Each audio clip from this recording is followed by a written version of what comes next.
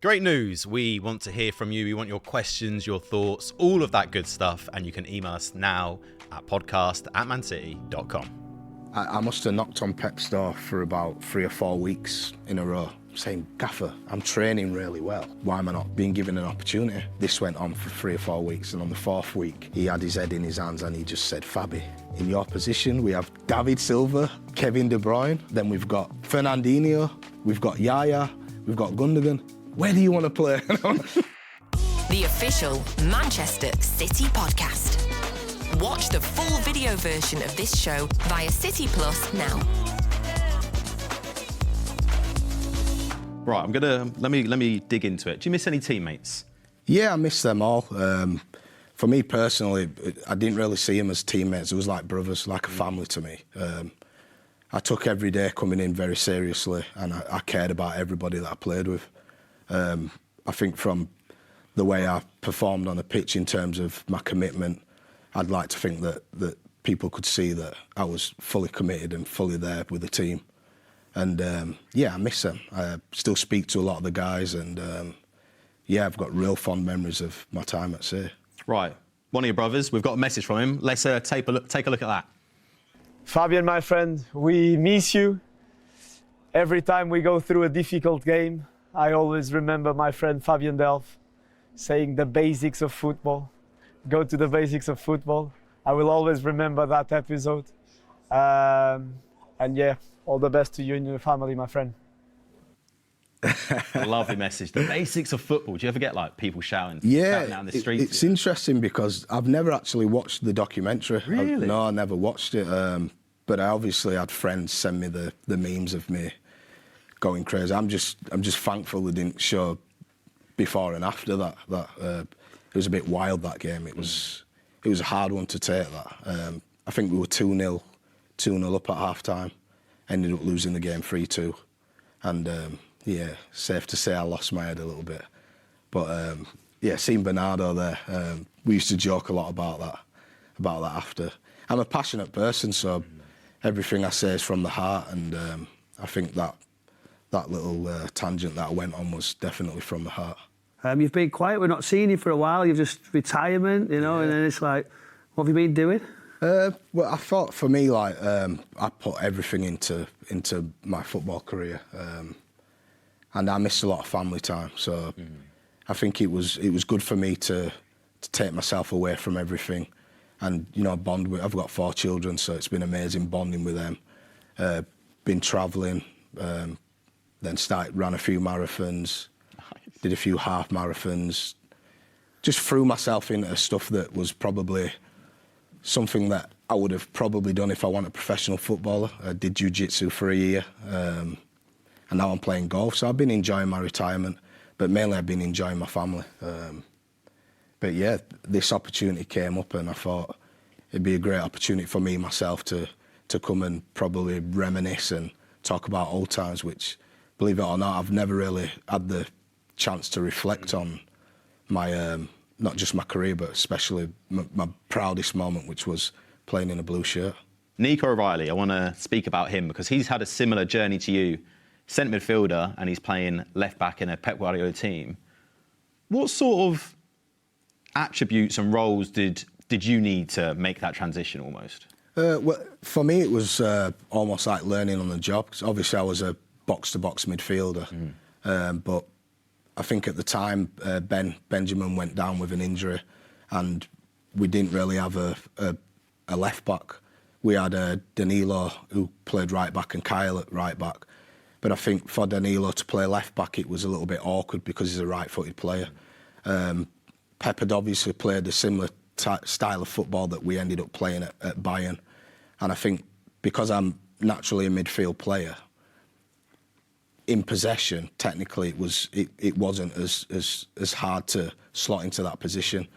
The bit that was always going to potentially catch me out was when I needed to defend my 1v1 battles, my aerial duels and stuff like that. Being in the right position as well. Right position. Yeah, the right time exactly. from stepping back into when they're obviously pushing it in there when you're in the middle. Exactly. And I think it's a bit different for Nico though, isn't it? Because he's a young boy. You were already a seasoned professional. It's to actually have that change. yeah. You know, like, it's so difficult for him. I've been so impressed because I think to be in a City team, technically you have to be sound. Yeah. But tactically, you've really got to get on board, because that's where you'll get found out. Because 60-70% of the time, City will be in possession of the ball. He'll be in that midfield position where he's just distributing the ball. But it's when he's out of position and he's got to be tactically sound. And that's the best bit about his game that I've been impressed with. I'm not surprised that he's been able to be as comfortably as he has, getting on the ball and distributing it. But winning his aerial duels, his 1v1 battles, his recovery runs, his aggressiveness, I think he's been absolutely outstanding. You were almost like the test. Yeah. And since then, we've seen it all around, haven't we? We've seen Rico Lewis go and do it, John Stones, we've seen Akanji drop into right back and make the extra in the middle. Then obviously people were getting wise to it. Then Pep decided to go, well, we'll put the centre back in John, so it's the closest route to be the additional. You obviously were one of the first ones we'd seen it be done, really. It was interesting because if somebody went down in a team I played for in the past, if the left back went down injured, I might slot in for 10 minutes. And I was always like a fish out of water. I didn't really... It's obviously a different system and formation playing in the other teams that I played in. But to your point, people can spit the dummies out of the pram if they get told they're playing out of position. Because I signed at this club to be a centre midfielder, a box-to-box midfielder, a centre-back, whatever it is, and you're being asked to play out of position. But I think in this situation, when you're playing well and you're winning games, that's all that counts, really. Yeah. He's performing very well. And another point that I want to make as well is, with him being a central midfielder, or he's naturally a number 10, a lot of the times he'll be on the half-turn or he'll be with his back to goal. Yeah. Whereas when you're playing in that position, the pitch is in front of you. So it almost simplifies the game for you, helps you to see all the pictures. So it's not surprising to me that he's done very well. He's been outstanding, and it's going to be hard to... A lot of players have had to do that. You've seen Phil Foden being a central midfielder, but then he's played a lot of time out into a wider position. He's had to adapt and change. But I think with Eco, I think he could go all the way, mate. Yeah. I really do, because once he gets more developed, more used to being in the situations, he's an actual one to go into the middle, isn't he, Joe? Absolutely. I mean, I don't think it'd be a shock to see him like knocking on the door for that England spot. Yeah, that's exactly what I was going to ask. You made the position your own. You went to the World Cup with England off the back of playing left back for City. Yeah, it's sort of, you've grown up. Your whole football education has been in one position, and all of a sudden you're having like amazing success out of position. It must almost be like extra special to be like, look, I've done this as like a step in, and I'm good enough to be at the World Cup doing it. Yeah, it was incredible for me, because I think when I signed, I had quite a few niggles, a few injuries, and then the following season it was pretty much the same. I wasn't sure whether I was going to leave or if I was going to stay, and then just being given like the trust from Pep and Mikel and my teammates around me to step in and do that job was like so validating for me personally. And then obviously we're winning games, we're winning trophies. I mean, it was an incredible period for me personally. Let's talk your former teammate Bernardo. Obviously, you saw the message from earlier on. He's a captain of the club now. I've seen that quote from Kompany about him being a leader and a joker. What did you make of him in the dressing room? Could you always see that leadership quality in him? Absolutely. I mean, firstly, a great guy, like just a great human being, honestly. The favourite guy in the dressing room, probably a fan's favourite. I mean, what you see is what you get with him. So when you've got a guy like that who's just such a nice guy, and then you see them getting the respect from the players, being the leader that he's becoming, and the leader that he's always been, it's great to see. I probably, when I signed, I wouldn't, if somebody had said he's going to end up being captain, I'd have been like, captain? I'd have been like, I'm not sure about that. Why is that? What do you mean? Is he quite quiet around the place, or was it, or just not really demanding of his teammates? Probably come from... He's so unselfish when he plays, isn't he? Yeah, I mean, I'm probably speaking from the way my mind... Obviously, I'm 5 or 6 years older, I'm closer to your generation than his. And we always seen players that, captains in teams, being almost like alphas, aggressive, grabbing people, digging things out, digging people out.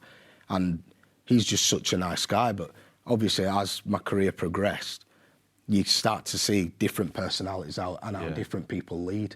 And I mean, he's the perfect guy to be a leader of a team and to take a team forward. Yeah, I'm just used to that.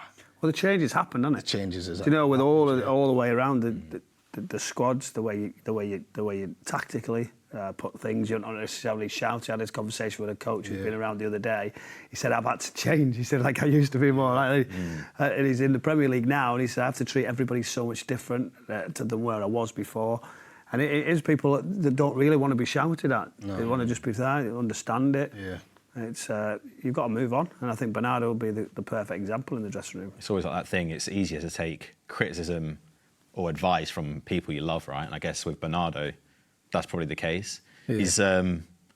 He's matured, he's developed as a player and obviously as a person at the club, because his roles changed when he first joined. I mean, when we last played Monaco, he was much further forward, but we've seen him sort and come in the middle with that, like the middle three, and he can do it all. I mean, you put him in the team, like you said, and he can get the job done, and he's always unbelievable. He's tried that left-back area a couple of times. He's had to draft it. He's tried the old Delph route. And did you text him and say, right, get out, you're not doing that, right, go, get forward?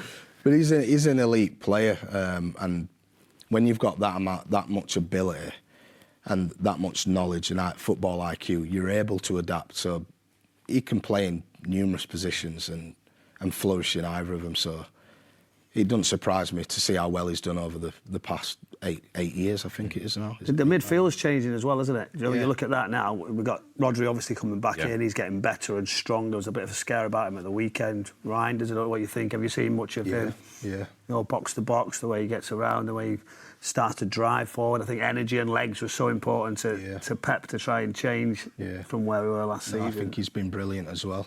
But with Rodri, what surprised me more, I mean, I had an ACL injury when I was 20, and it almost changed my mechanics, the way I moved, even me as a player.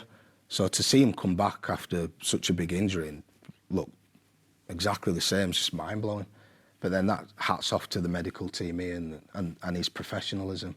So it's been great to see him come back and put in the performance that he did before he got injured. It's been surprising. Did you two ever fancy a move abroad? Did you ever think about that during your careers? No, I had a few opportunities, but I never fancied it. Brought up on egg and chips, so couldn't imagine myself playing in a different country. I loved playing in this country. I started my career off in League One, which I absolutely loved, and then naturally worked my way up and. Yeah, never looked back. It's not going to be one. It's not been one of my regrets. Not looking at going to play. Pick one, which country?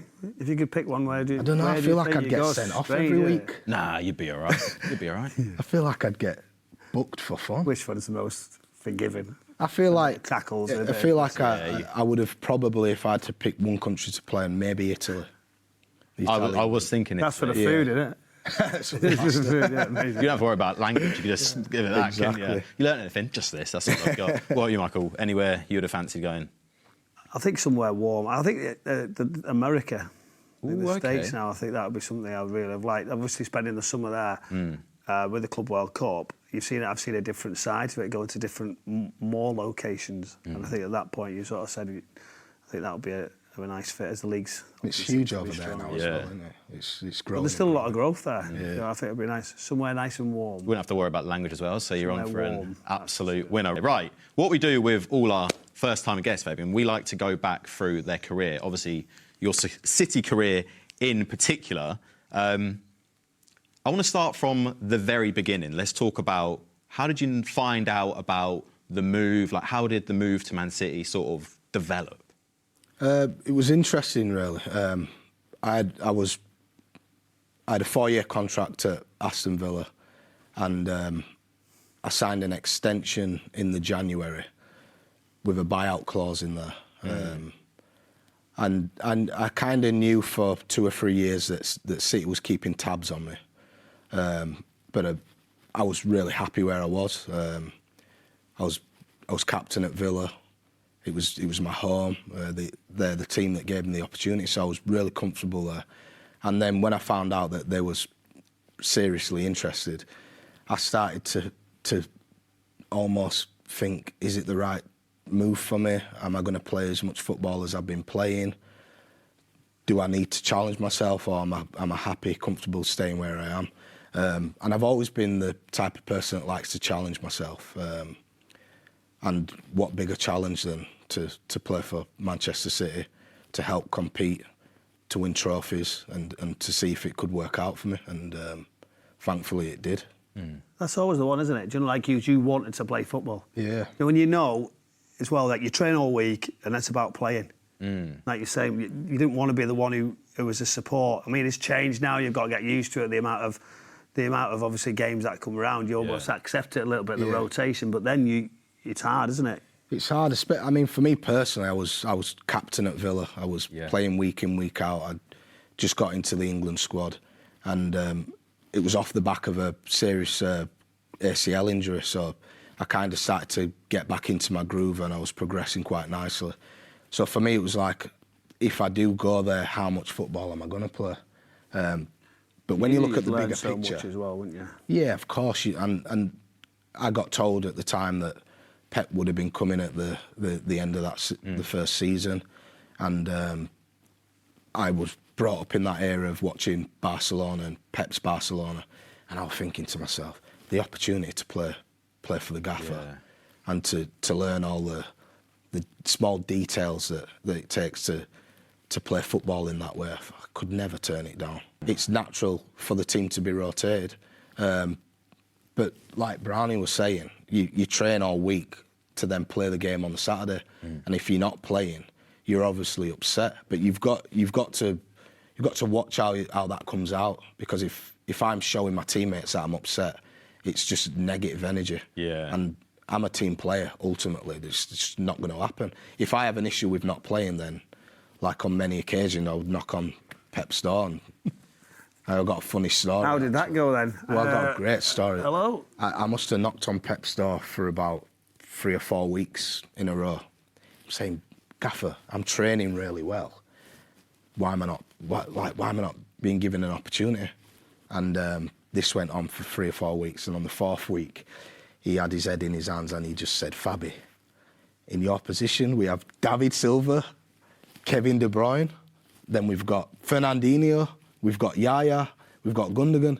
Where do you want to play? I was like, do you know what, Gaffer? Fair enough. Left back will do. You've only got one at left back. But I was always that type of person, like, I always felt like I had something to give, you know? So I always wanted to be on the pitch helping the team. Like, that was my main goal. But if I want on the starting lineup, I was always in the dressing room barking out orders, keeping everyone motivated and positive. So I always felt part of the team, but if you got a little bit at the end, even, do you know, like even if you got 15 minutes or 10 minutes and you feel as when you go and not have any. Yeah. Do you know, of all the players, is there anyone you had, because you're quite level, you might not say, was there anyone in particular you had a little bit of an aura of this to go, the best? What do you mean? Who was the best, or someone you looked at and you sort of gone, you know, like, is the one in particular that you sort of gone, oh, I can't play him next to, like... Yeah, David Silva. Was he just you've got like an elite level, and then you've got someone who's above and beyond. Like, I think 4 years I spent with him, and I'm obviously an aggressive player. And I think... What was it? Did you not tackle him in the end, or did you keep doing it and he was like, leave me alone? I couldn't tackle that him. Good? It's like he had 6 eyes. He could see everything. He kept you at arm's length.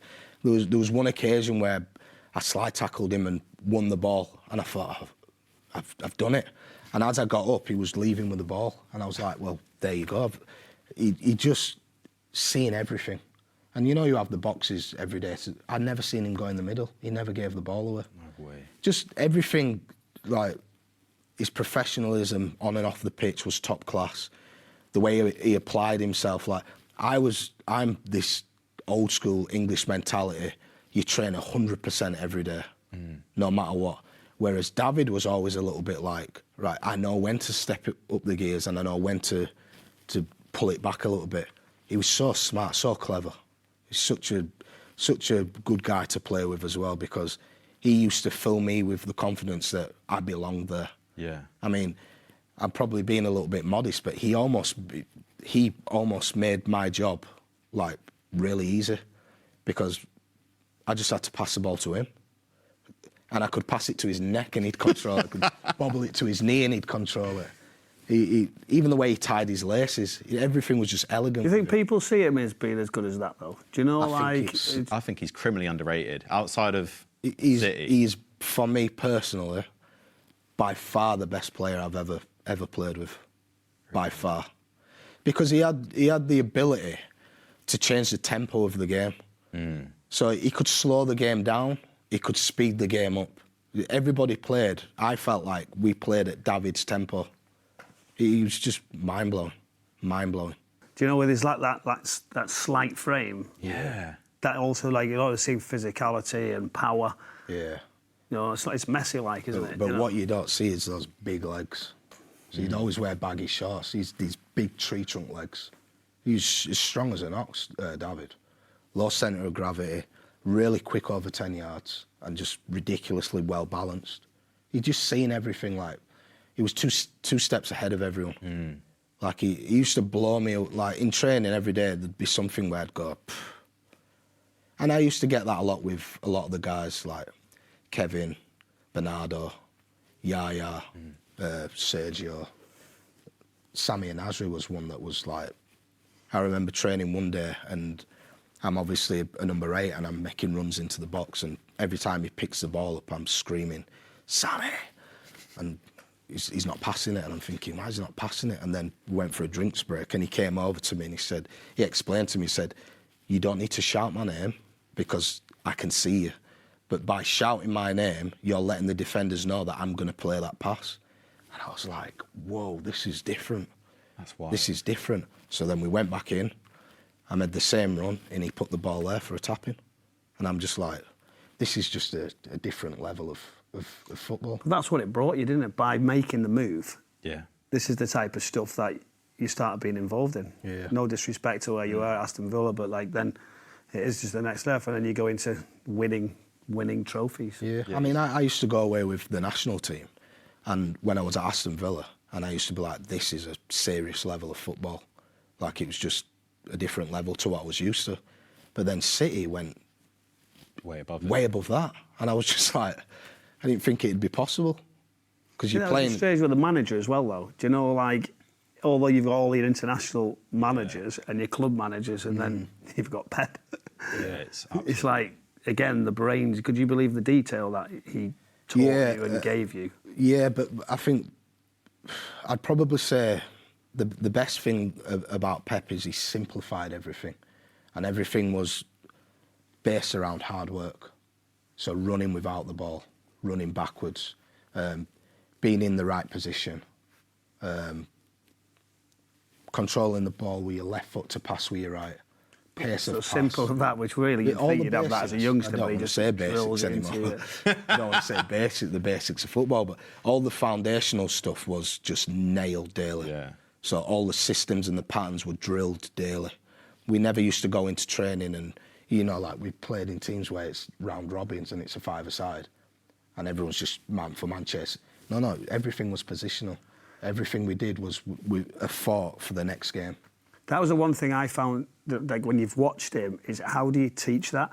Do you know, at the time when the ball's, for instance, on this side of the shape of your next position, when the ball goes into, say, a holding midfield player, watch your next pass, the distance of the pitch, exactly, to have that knowledge to then simplify. Yeah, he's. I mean, I've had in my career, I've had Gerard Houllier, I've had Carlo Ancelotti at Everton, and they're all exceptional managers, and they do everything. All the foundational stuff is just nailed.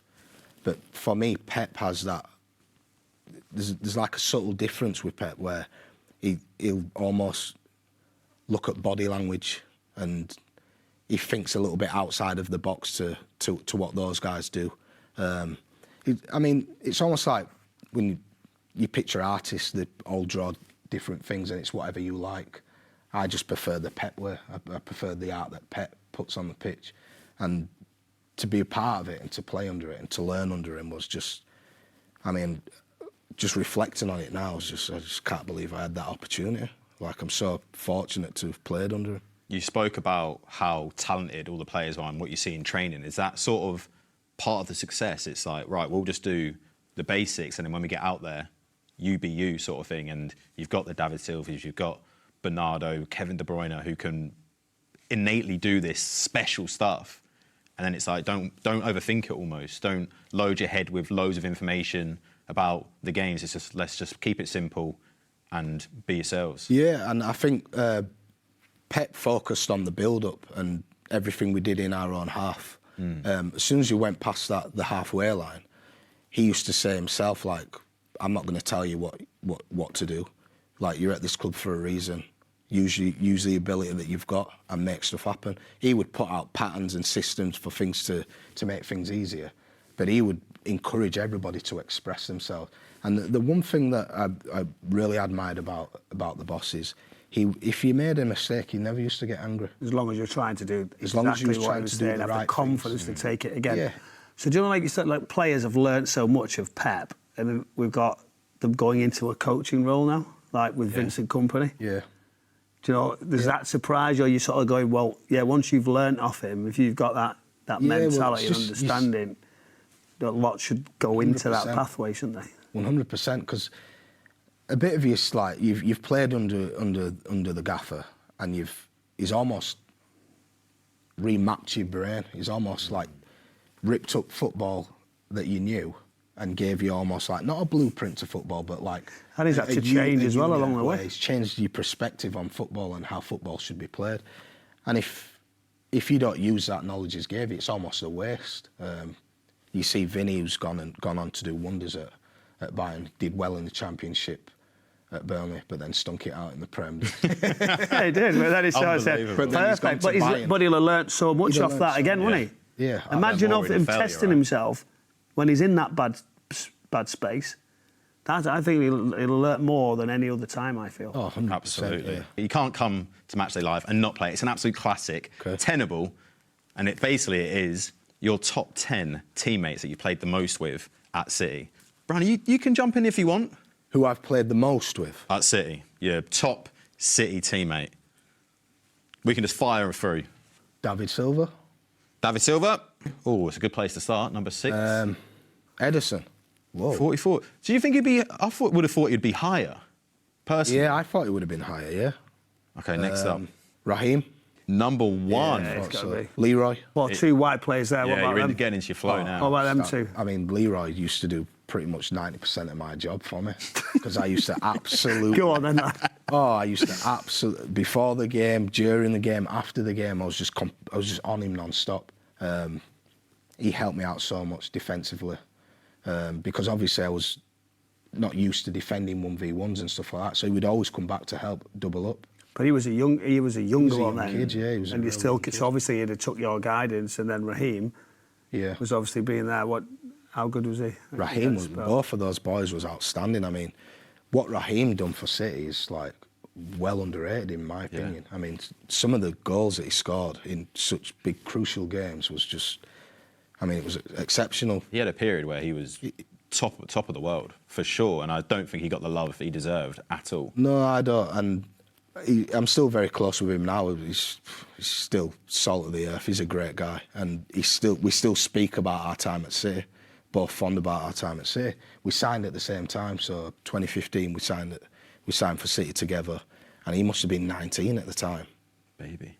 I mean, what a career he's had. Obviously, he's in the situation he's in now, which is not nice to see, but what he done for City was outstanding, wasn't it? Absolutely really brilliant. Was, wasn't it? I'm glad we've changed it, because with that graphic, that was getting a little bit tighter, wasn't it, to see who was in? You'll be right. Let's get it back up. You'll be flying.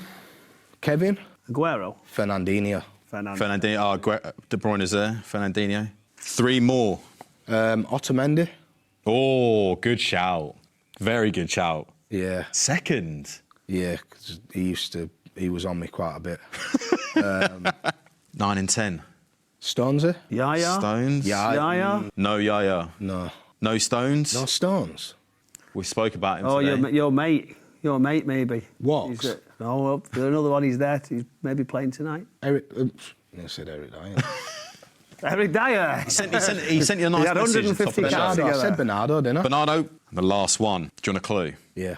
Forward. Iniacho. Brazilian. Oh, how can I forget this? Gabby. Yeah, how can I forget Gabby? Gabby. Unbelievable. That is it's a good side, that, isn't it? There's a lot of unbelievable players there. Unbelievable. One-on-one, really good. Gabby. Honestly, I mean, if we didn't see the injuries that he's had now, he definitely would have kicked on. He was outstanding as well. Technically very good. And he had the work rate that he had was mind-blowing. He'd never stop running. He was like an unbelievable team player. Always got in good positions to score goals. And in as well. training. Training 100% every day. He came in really young as well, didn't he? Came in very young with a lot of pressure on his shoulders. And can you imagine coming into a City team where the guy that you've got to try get ahead of is Sergio? Cheers. I mean, Tough day at work. Hey, he wanted a challenge, didn't he? When he was asked, he said, that's- "Yo, I'll take the challenge a on." hell of a challenge, that, I know. I was going to say, do you ever come away from a game thinking, I'd love to have him in my team? Yeah, Bernardo. Well, what I seen Bernardo do in those games was, I was like, wow. He was already forecast to be Most signed. likely. You know, like always on the tip box, or whether it was them games that sort of went right. I think he would have been Brownie. Because then there wouldn't have been as much detail as there are now, because the planning ahead and the amount of data. Yeah. Well, like it was, there's so many players who've been signed by the performances against the particular club. I remember watching him thinking he's the closest thing to David that I've seen. Really? Yeah, I remember thinking left-footed player, technically very good, very comfortable in possession, good work rate, football IQ, like elite. I said, in my mind, I was like, wow, he's the closest thing to David. Phil Foden, one of your former teammates. Fabian, what have you made of him this season? I think he started well. He's always going to be an outstanding talent. He has been. I remember him coming through when he was 17 years old, and you'd have thought he was 25 the way he was performing in training, and then he's took that into his games as well. I think he's had probably a dip in performances, but he's still only young. People forget that he's still only young, and it's hard to see players have a dip, but he's only human. People have good games, people have bad games, but the way he started this season is positive, and I think he'll kick on again. Do you think this is a new sort of Manchester City? Can you see a difference in the Yeah, play? I can. The set? We talk about Pep evolving and Pep Linders coming in, and Yeah. a little bit more aggressive, quicker. Yeah, more high aggressive. tempo. I feel like they're using, people are calling it the long ball, but I mean, if you've got a 6'4" striker who can just ragdoll people around, why would you not use that pass? I think the thing that people need to realise is that that's a strength that the City team can add. As long as they get the second and the third balls, people don't talk about third balls. As long as they get the third balls, they get the knockdowns, and they play from there. Because I think, especially with this team, when they start fast and start overwhelming teams with passes, it's when they're at the best. It's when City are at the best. It's when it's slow and it's lethargic and it's free touches, then a pass, or too many people are trying to commit with the ball. When we're passing it and it's zipping around and we're overwhelming teams, I think that's when City are at the best. What's the last thing Pep says to you, or typically says to you, before you step out of the dressing room? Well, typically the work's done. So we've planned, we've done the analysis, we've worked out how we're going to play, and right before the game we'll do the team talk, and he'll just emphasise the importance of sticking to the system, sticking to the game plan, and have the confidence, take the ball. Don't worry about making mistakes. Like I said, he would never batter anybody for making a mistake. In fact, he would pat you on the back for Delph would, though. He made a mistake. Straight away, He would have made a mistake, like, right, come here, you've got you. But yeah, he'll have them focused on the game. And like I said, start fast, and it usually ends well. A player who has started fast this season, Jeremy Doku. Just a quick word on him. Yeah, outstanding talent, and he's almost come back refreshed and almost like he's got not a chip on his shoulder, but almost like I'm going to kick on here and I've got a point to prove. Maybe not for everyone else, but for himself personally. Because he's always been a player that gets into positions and he's great 1v1, but not necessarily always had that end product. Whereas he looks like he's developing that end product now. The unbeatable official Manchester City podcast. Watch the full video version of this show via City Plus now. Got a question? Send us an email at podcast@mancity.com.